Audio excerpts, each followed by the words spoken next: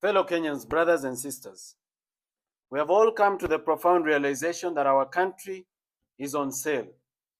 Shockingly, the buyer is also the seller. Kenya yetu inauzwa, na cha kushangaza muuzaji ndiye mnunuzi. In the year 2013, a group of powerful individuals sat in a room and made a plan to be the wealthiest men in the world, to the disenfranchisement of many Kenyans. They hatched a grand scheme that would earn them an empire only similar to the Russian oligarchs. It was simple. Steal as much as you can, make Kenya poor as much as you can, then bring back the money that has been stolen and buy everything that is valuable in Kenya, then dominate the people as their landlords. However, they had to overcome one obstacle. Kenya had just received a new constitution, which required every shilling of revenue, including money borrowed, to be deposited in the consolidated fund. From there, it would be allocated by Parliament to the recurrent and development expenditure, withdrawals of which would be made with the approval of the Controller of Budget, and the Auditor General would audit it. These individuals decided to cheat the law. They tasked the Honorable Kimani Ichung'wah, then the Chairman of Budget, to table and pass an amendment to the Public Finance Management Act, which will allow them to open government accounts abroad and to even spend abroad. The unconstitutional law allowed them to open several accounts across the world without parliamentary approval, borrowing money on behalf of the people of Kenya, stealing it without getting to the consolidated fund. A very convenient escape from the Controller of Budget and the Auditor General's audit. Since that time, fellow Kenyans, our country has been robbed in a despicable manner. So much money has been stolen that the figures look absolutely unbelievable. It is even difficult for me as Morara Kebaso to make Kenyans understand the magnitude and billions of trillions when most of them have never touched 1 million shillings in their life. This money was stashed abroad in bank accounts across various continents, from Hong Kong to Cayman Islands, to Jersey City, to Dubai, to Panama, to Malta. Money was stolen and kept abroad. This money was meant for your health care.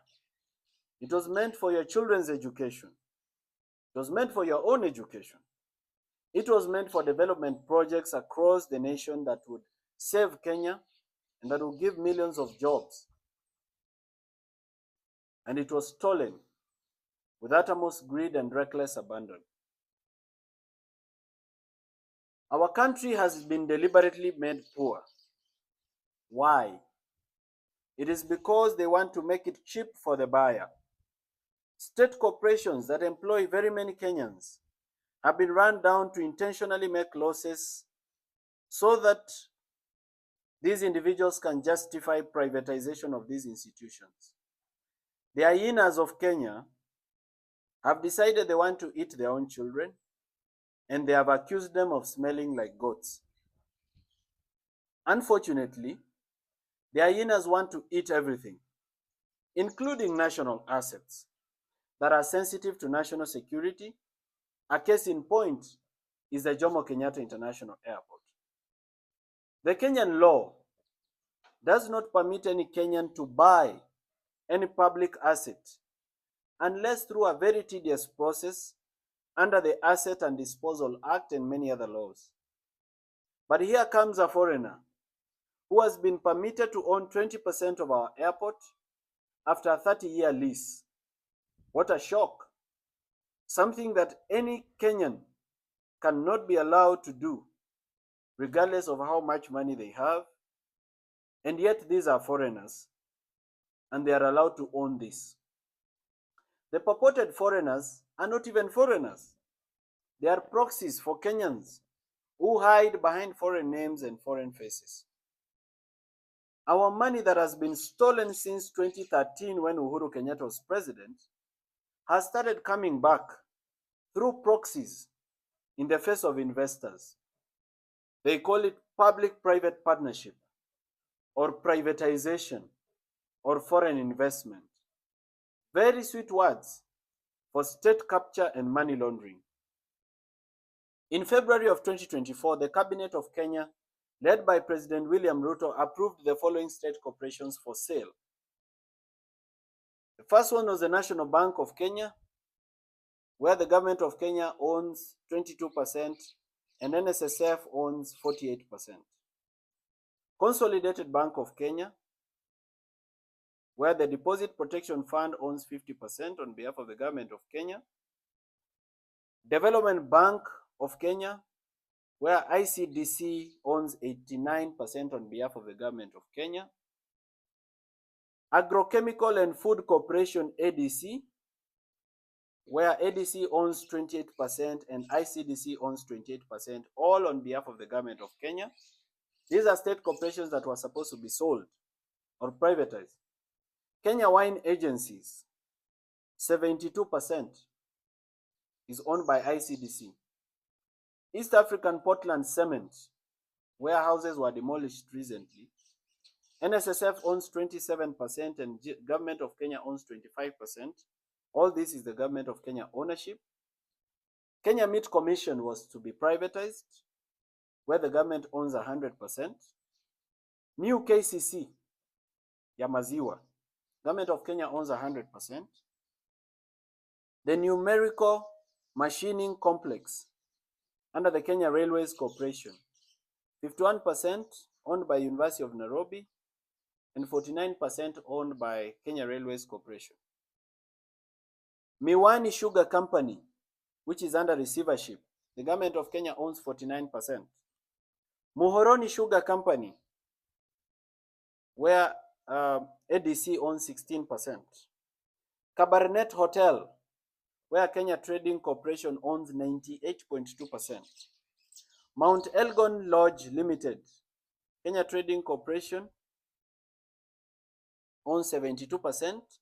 Kitale Municipal Council owns 13%. And Trans Nzoia County Council owns 13%. These were to be sold, all of them. Golf Hotel Limited, Kakamega Municipal Council owns 20%. Sunset Hotel, Kenya Trading, KTDC owns 95.4% and Kisumu City owns 4.6%. Kenya Safari Lodges, KTDC owns 63%. KWS owns 0.02%. Kengen, government of Kenya owns 70%. This was to be privatized. Kenya Pipeline Corporation, 100% owned by the government of Kenya, where money was stolen recently. It was to be privatized. Kenya Ports Authority, 100% owned by the government of Kenya, was to be privatized. There is another agency called the South Nyanza Sugar Company. It was also to be privatized, where the government of Kenya owns 98%. Nzoia Sugar, where the government of Kenya owns 97%. All these are state assets of great value. They employ several Kenyans, but these assets were supposed to be privatized in the name of allowing them to make profit, when they've been intentionally run down and made to make losses, so that the people who've stolen our money can find something to buy. Ladies and gentlemen, you and I know the buyers, and the buyer is also the seller, and the seller is the buyer.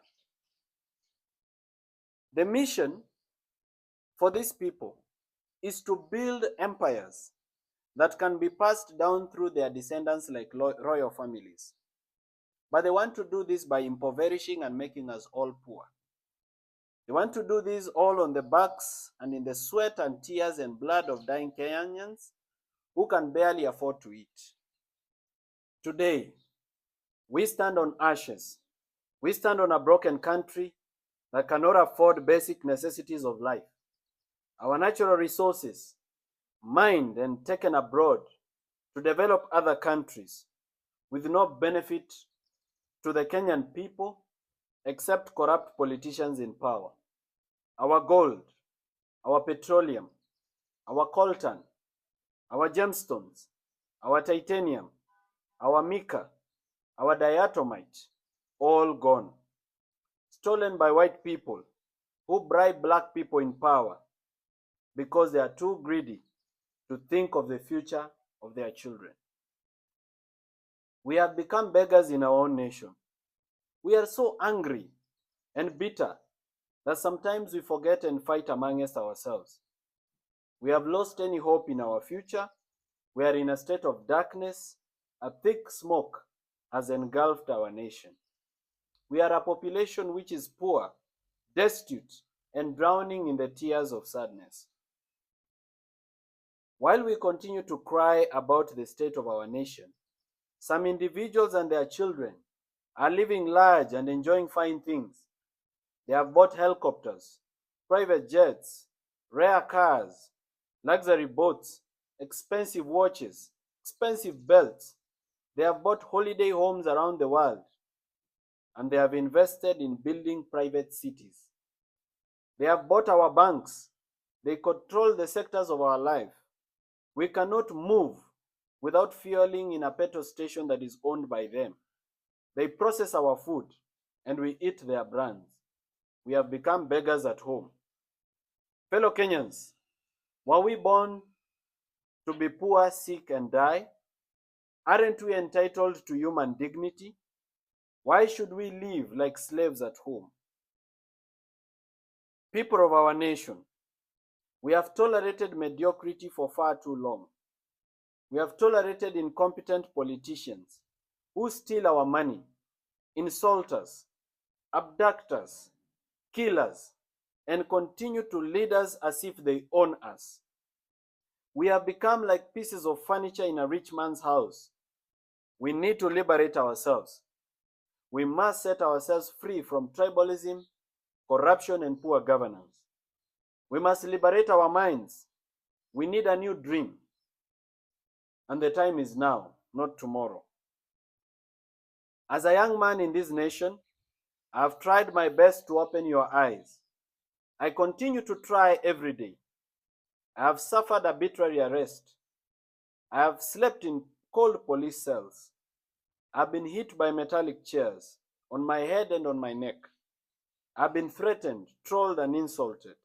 My privacy has been invaded. I have lost my property. My previously quiet life has been turned upside down into chaos where every word I utter can be misunderstood and turned back against me in a sharp knife of condemnation. But I still stand tall, and I hold my head high. I refuse to buy fear. I refuse to give up, and I refuse to live like a slave. In my commitment, I have inspired many of you to join me in this journey. Now this is a movement for change. I don't claim to be perfect, but I am passionate. I'm a team leader and a team player at the same time. I believe we can change it. Ninaamini itabadilika. It is time for us to come together. We need to put aside our ego, our personal pride, or self-importance of any kind. We need to reason together as a nation. We have different ideas. Some believe we should create systems and not individuals. I believe we should mentor individuals of integrity to take over systems and institutions. Well, we can disagree to agree. In that conversation, let everyone's voice be heard in silence. Let us not troll and deplatform those who have sacrificed to present themselves for the burden of leadership. Not everyone can lead. Some of us need to follow and support leadership by mentorship, correction, and prayer. Theirs is a journey of sacrifice, a yoke so heavy to bear, but in stride and grace they bear it. On this day, I want to thank those who have stood with me, those who do not know me but defend my reputation on social media and in gatherings of every kind. Those who fund my activities with their hard-earned money without counting losses. I thank the brave soldiers that fight with me every day. Together we have achieved much. Without political power, we have revived some stalled projects. We have exposed corruption, and in some instances, we have prevented it from happening. We are giants. The work we do is superhuman. We should do more of this every day and inspire other Kenyans to also do what they can do in their small ways and big ways. I also thank Kenyans of integrity who have stood with the nation. Notably, I want to recognize the effort of Honorable Kio Mtata, Honorable Richard Onyonka, Honorable Gathoni Wamuchomba, Honorable Jimmy Wanjigi, Eric Omondi, media personalities, content creators like Crazy Kena, musicians who have sung about bad governance like Nonini and Shanky, the Law Society of Kenya, judges, bloggers, spoken word artists like Oeba, YouTubers, TikTokers, Kenyans on X, civil society groups, whistleblowers, and all Kenyans of good intent. If I have not mentioned it, it's not because you're little, but because I may not be able to mention all of you. May you live to see the change that you're fighting for. And may you sacrifice, and may your sacrifice be rewarded in abundance.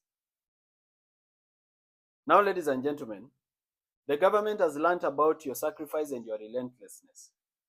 To divide and conquer you, they have opened several battles.